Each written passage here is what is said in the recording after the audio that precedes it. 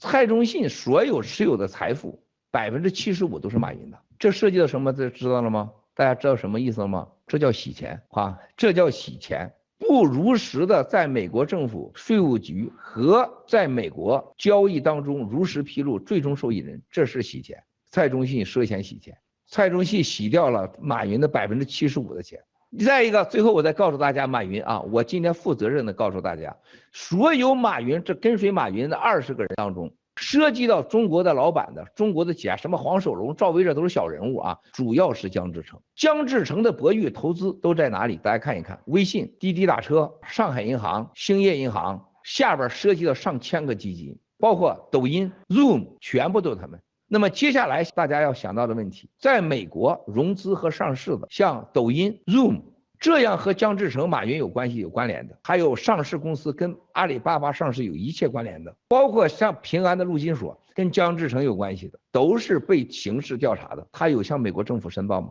所有没有向美国政府申报的，将给美国纳税人、国家造成损失的，包括在美国融资当中没有如实提供融资条件和文件的，都属于诈骗罪。所以说，兄弟姐妹们，现在中共正在以秒的速度在中国搞一场经济大革命。这场经济大革命的目的主要是加强共产党的领导和统治权力，同时掠夺全世界在中国所有的投资。最终的目的是和美国西方发动一场经济的超限战，而发动这场经济的超限战的工具就是马云、姜志成、马明哲、马化腾、潘石屹、王健林，像这个民生的董文标、卢志强，这一堆中国上万名的企业家作为超限战的一个前线人物，最终将把美国和欧洲的养老基金和社会保险基金和美国的股市和经济打垮。